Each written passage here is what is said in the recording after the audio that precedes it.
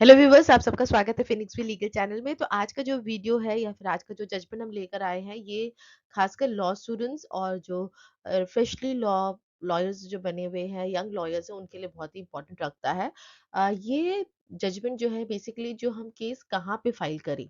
Civil suit की जब बात आ जाती है कि किस कोर्ट में हम फाइल करें, कभी-कभी बहुत कंफ्यूजन रहता है क्योंकि पार्टी शायद दूसरा स्टेट में रहता है। जो प्रॉपर्टी जो होती है वो दूसरे स्टेट में होती है, लेकिन पार्टी जो डिफेंडेंट जो होता है वो अपने ही स्टेट पे रहता है। तो यहाँ पे क्वेश्चन निकल कर आ जाता है कि क्या मैं उस स्टेट में फाइल करूँ जहाँ पे प्रॉपर्टी रखा हुआ है, या फिर जहाँ पर वो डिफेंडेंट रह रहा है मैं वहीं पे फाइल कर सकता हूँ। तो बहुत ही इंफॉर्मेशनल जजमेंट है। अच्छा जजमेंट है, इसका पूरा डिटेल मैंने अपने डिस्क्रिप्शन बॉक्स में डाला हुआ है, इसका कॉस्ट टाइटल। खासकर मैं लॉ स्टूडेंट्स और लॉयर्स जो है उनको ज़रूर बोलूँगी कि इस जजमेंट को पढ़िए। अगर आप सिविल कोर्ट में प्रैक्टिस कर रहे हो या आपने सोचा कि करना है, तो इस जजमेंट को पढ़ना बहुत ज़रूरी है क्योंकि one of the factors civil suit का रहता है वो है जुरिडिक्शनल इशू को लेकर रहता है, और बहुत सारे cases just because of this dismiss भी हो जाते हैं। तो बिना और समय गँवाए चलिए इस वीडियो को स्टार्ट करते हैं। बट फिर भी स्टार्ट करने से पहले ज़रूर बोलो कि फिनिक्स पे लीगल यूट्यूब चैनल को प्लीज़ लाइक, शेयर और सब्सक्राइब ज़रूर कीजिएगा। यहाँ पर हम सुप्रीम कोर्ट के जो जजमेंट्स हैं, उनको सिंपल हिंदी भाषा में समझाने की कोशिश करते हैं। लॉ का भी हम इंटरप्रिटेशन यहाँ पर करवाते हैं या फिर समझाने की कोशिश करते हैं। तो बाकी सारा डिटेल डिस्क्रिप्शन बॉक्स में दिया है। अगर आपको कोई भी तरह का कंसल्टेशन चाहिए या कोई भी तरह का फॉर्मेट चाहिए, कोई भी तरह का कोर्स चाहिए, सबका डिटेल्स आपका डिस्क्रिप्शन बॉक्स में दिया गया है, जो फिनिक्स पे लीगल खासकर लॉयर्स और लॉ स्टूडेंट्स के लिए लेकर आती है। तो चलिए वीडियो को स्टार्ट करते हैं। जो केस का नाम है वो है Avinash Ramchandra Marathe versus Anand Arvind Chougule and others. इसका जो जजमेंट डेट है December 5, 2024 है। यहाँ पे मैंने कॉस्ट टाइटल जो केस नंबर है वो नहीं लगाया, लेकिन जो डिस्क्रिप्शन बॉक्स में इसका केस नंबर डाल दूंगी। ठीक है, पार्टी का नाम याद रखिएगा, अविनाश रामचंद्रा मराठे वर्सेस आनंद अरविंद चौगले। अगर ये भी डालोगे तो भी आपको जजमेंट मिल जाएगा गूगल पे पर, फिर भी मैं इसका केस नंबर भी डाल दूंगी। फैक्ट्स ऑफ द केस क्या है, इसका बैकग्राउंड ऑफ द केस क्या है बेसिकली। तो जो अपीलेंट था, मतलब जो प्लेंटिफ था, उसने case specific performance of contract का जो केस है वो दिल्ली में फाइल किया था। लेकिन जो प्रॉपर्टी थी, जिस प्रॉपर्टी के ऊपर उन्होंने फाइल किया था, वो प्रॉपर्टी आपका गोरेगांव मुंबई की प्रॉपर्टी थी। ठीक है, तो इस यही जुडिक्शन ग्राउंड पर हाई कोर्ट जो होता है, दिल्ली हाई कोर्ट, इस केस को डिसमिस कर देता है, ये कहते हुए कि हमारा जो सेक्शन 16 है code of civil procedure code, बहुत क्लियरली बोलता है कि जहाँ पे प्रॉपर्टी है वहीं पर आप केस फाइल कर सकते हो, राइट। और साथ ही इसमें दूसरा ग्राउंड से इसलिए भी डिसमिस किया गया था कि यहाँ पर पोजीशन का बात कहीं पे भी उन्होंने नहीं किया था। कोर्ट ने ये बोला अगर आपको पोजीशन भी चाहिए उस प्रॉपर्टी का, तो उसके लिए आपको सेपरेट एप्लीकेशन फाइल करना पड़ेगा। तो ये दो ग्राउंड हुए थे। तो यहाँ पे लीगल पॉइंट क्या निकल कर आता है, जो सबसे पहला लीगल पॉइंट यहाँ पे निकल के आता है, जुडिक्शन इशू। क्या प्रॉपर्टी तो गोरेगांव में रखा हुआ है, मुंबई पे है, लेकिन जो डिफरेंट है वो रहता है दिल्ली में। तो क्या मैं दिल्ली में केस फाइल नहीं कर सकती हूँ? क्या मुझे, क्योंकि प्रॉपर्टी मुंबई में है, तो सेक्शन 16 के सीपीसी के तहत मुझे मुंबई जाकर ही केस फाइल करना होगा? This is one question. Second question is, क्या मुझे सेपरेट रिलीफ फॉर पोजेशन का लिखना ही लिखना होता है अपने पिटिशन में? क्योंकि जब मैं स्पेसिफिक रिलीफ ऑफ कॉन्ट्रैक्ट का जब केस डाल रही हूँ, तो मेरा कॉन्ट्रैक्ट जो है उसमें तो ऑलरेडी पोजीशन देने की बात की गई, तो मुझे सेपरेट उस रिलीफ को लिखना चाहिए या नहीं लिखना चाहिए? अगर मैंने नहीं लिखा है तो क्या वो ग्राउंड बनता है मुझे रिलीफ नहीं मिलने का? तो ये दो इम्पोर्टेंट लीगल पॉइंट इस केस में आए हुए हैं। अब हम आते हैं सुप्रीम कोर्ट के ऑब्जर्वेशन को लेकर। तो सबसे पहला ऑब्जर्वेशन जो सुप्रीम कोर्ट ने दिया था on the requirement of first separate relief for possession. तो यहाँ पे कोर्ट ने क्लैरिफाई किया, कोर्ट ने section 22 of specific relief act जो है उसके कहा कि plaintiff is generally required to claim possession if it is not implicit in the agreement. तो सेक्शन 22 के तहत कोर्ट ने बोला कि अगर एग्रीमेंट में कहीं भी पोजीशन की बात नहीं की गई है, तो आपको जरूर उसकी मेंशनिंग करनी चाहिए अपने पिटीशन में। However, in cases where the agreement to sell inherently contemplates possession being handed over upon the execution of the sale deed, a separate relief for possession is unnecessary. पर अगर एग्रीमेंट में ही लिखा हुआ है कि जब सेल डीड होगा उसके बाद पोजेशन भी दे दिया जाएगा, तो ऐसे सिचुएशन में आपको अलग से रिलीफ प्रेयर करने की कोई भी आवश्यकता नहीं है। ठीक है, यहाँ पर कोर्ट ने बाबूलाल वर्सेस हजारीलाल किशोरीलाल अदर्स, जो एक केस है 1982 का, जो स्पेसिफिक परफॉर्मेंस ऑफ कॉन्ट्रैक्ट था, उसमें बहुत क्लियरली बोला गया था कि कोई अलग से सेपरेट रिलीफ क्लेम करने की जरूरत नहीं है। इस केस का तवाजा भी दिया गया है। तो क्या होता है जब हम स्पेसिफिक रिलीफ एक्ट का केस हम जब फाइल करते हैं, अब यहाँ पे मैं एक थोड़ा सा प्रैक्टिकल प्रोसीजर के बारे में थोड़ा सा बोलना जरूर चाहूंगी। तो यूजुअली तो हम बोलते हैं कि ये डिफरेंट को बोला जाए कि वो अपना स्पेसिफिक परफॉर्मेंस ऑफ कॉन्ट्रैक्ट जो है वो परफॉर्म करे और हमें सेल डीड करके दे। सेकंड प्रेयर में हम बोलते हैं कि उस जमीन का पोजीशन भी हमें दिया जाए। बहुत जन का मैंने देखा वो नहीं भी लिखते हैं कि जमीन का पोजीशन भी मुझे मिला जाए।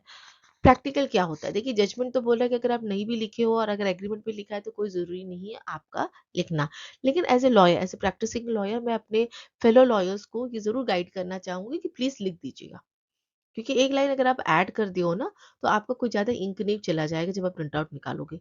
लेकिन देखिए सुप्रीम कोर्ट के जो जजमेंट्स है ये कीप ऑन चेंजिंग होते हैं, इंटरप्रिटेशन भी बहुत चेंजेस होता रहता है। तो to be on safer side, to be on safer side just add it. दो ये जो सुप्रीम कोर्ट का जो जजमेंट इसने बहुत क्लियरली बोला अगर एग्रीमेंट में तो आपको लिखने की जरूरत नहीं है, which is completely fine, which is completely acceptable as per the law, it is well इसका इंटरप्रिटेशन हुआ है।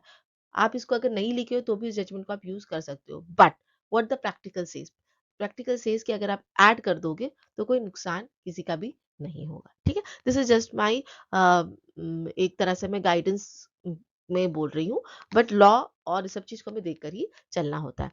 अब हम आ जाते हैं सेकंड पॉइंट पे जो होता है जुडिक्शन इशू, जो बहुत ही इंपॉर्टेंट इशू हो जाता है क्योंकि this is one of the ground कि अगर आप गलत जुडिक्शन में फाइल करते हो तो अंडर ऑर्डर 7 रूल 11 के तहत में आपका सिविल सूट डिसमिस भी हो सकता है। ऑलराइट, तो यहाँ पे सेक्शन 16 की बात की गई। What is section 16? जब भी हम कोई सिविल सूट फाइल करते हैं तो सेक्शन 16 हमें बताता है कि जहां पे भी डिपेंडेंट की प्रॉपर्टी होती है हमें केस वहीं पे फाइल करना चाहिए। ये तो शुरू के जो पैराग्राफ है वो बोलता है।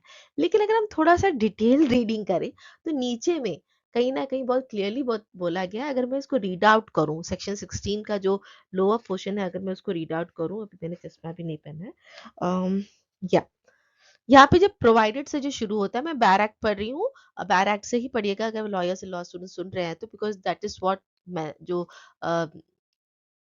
डिटेल्स में जो दूसरे वाले जो बुक होते हैं उसकी लॉजिक नहीं रहती है कोर्ट में, कोर्ट में बैर एक्ट ही काम आता है। ठीक है, तो यहाँ पे आप आ जाइए, प्रोवाइडेड से जब बात होती है तो provided that is suit to obtain relief respecting or compensation for wrong to immovable properties held by or behalf of the defendant may, where the relief sought can be entirely obtained through his personal obedience। personal obedience मतलब जैसे specific relief of contract का क्या होता है, एक personal obedience होता है, you have to go to the registrar के ऑफिस में जाके आपको अपना रजिस्ट्रेशन करवाना होता है, एक ऑबिडियंस है ये। बी इंस्टीट्यूटेड, यहाँ से इंपॉर्टेंट हो जाता है, B instituted either in the court within the local limits of whose jurisdiction the property is situated or in the court within the local limits of whose jurisdiction the defendant actually and voluntarily resides or carry on business or personally works for gain। तो यहाँ पर बोला गया है, जो अगर हम आगे पढ़ जाए तो बहुत क्लियरली बोला है कि अगर डिफरेंट रह रहा है जहाँ पर जो जो उसका लोकल लिमिट है वहां पे भी आप केस फाइल कर सकते हो अगर ये पर्सनल ओबिडियंस की बात आ जाती है। And specific relief act, basically it is a law about the your obedience. आपने कॉन्ट्रैक्ट बनाया था, कॉन्ट्रैक्ट में आपने अपना रिस्पॉन्सिबिलिटी लिया था, उस रिस्पॉन्सिबिलिटी को आपको फॉलो करना है। तो जरूरी नहीं है कि जहाँ पे प्रॉपर्टी है वहीं पे केस फाइल होगा। जहाँ पे डिफेंडेंट रह रहा है, जैसे इस केस में दिल्ली में ही रह रहा था डिफेंडेंट, दिल्ली में केस फाइल हो सकता है। इसीलिए बहुत जरूरी होता है कि लॉ को आप पूरा पढ़िए, जब भी कोई एक्ट को पढ़ रहे हो कंप्लीट पढ़िए, तो कहीं ना कहीं आपको रिलीफ मिल ही जाती है। This is what has been said in this judgment, जहाँ पे सेक्शन 16 को कोर्ट ने इंटरप्रेट किया।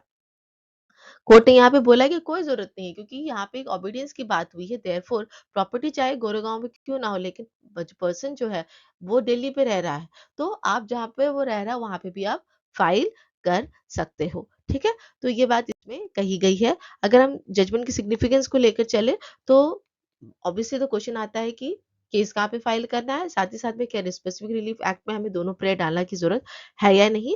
और यहाँ पे जुडिशन की फ्लेक्सिबिलिटी को भी बताया गया है कि एकदम हार्ड एंड फास्ट रूल नहीं है कि कहाँ पे प्रॉपर्टी है वहीं पे आपको करना है। बट अगेन देखिए यहाँ पे एक वर्ड यूज हुआ था, पर्सनल ओपिनियंस। ठीक है, तो हर एक प्रॉपर्टी के केस में, हर एक सिविल सूट में आप जहाँ पे डिपेंडेंट रहता है वहां पे आप नहीं फाइल कर सकते हो। अगर टाइटल सूट है टाइटल सूट में कोई पर्सनल ऑबिडियंस की बात नहीं आती है ना? उसने आपको ज़मीन का कब्ज़ा करके रखा है, तो जहाँ से कब्ज़ा करके रखा भैया आपको वहीं फाइल करना पड़ेगा। जहाँ पे ऑबिडियंस की बात आ जाती है, it can be many ways, like rent देने की बात है, वो ऑबिडियंस है, आपको रेंट देना है। तो still that is also questionable, जो इंटरप्रिटेशन पे डिपेंड करता है। मैं तो नहीं सजेस्ट करूँगी कि आप तो वहाँ पे फाइल करें जहाँ पे डिपेंडेंट रहता है। आप तो वहीं पे फाइल करें जहाँ पे आपको प्रॉपर्टी रहता है, क्योंकि you have to also get the possession of your property. तो यू हैव टू सी, तो इसको अगर हम एक कॉन्सन्ट्रेटेड करके रखें कि स्पेसिफिक रिलीफ एक्ट के जो केसेस हैं जहाँ पे पर्सनल ओबीडियंस की बात जहाँ पर आई है, वो केसेस जहाँ पे डिपेंडेंट रहता है वहाँ पे भी आप कर सकते हो, विदाउट गेटिंग इनटू द क्या बोलते हैं उसको, कंफ्यूज ना करे तो ही अच्छा रहता है। यहाँ पर बाबूलाल का जो केस है वो भी एक रेलिवेंस क्रिएट करता है आपके रिलीफ्स को लेकर। तो आई होप व्यूअर्स आपको आज का जजमेंट अच्छा लगा है। अगर अच्छा लगा है तो प्लीज लाइक से सब्सक्राइब जरूर कीजिएगा। Thank you so much for watching this video.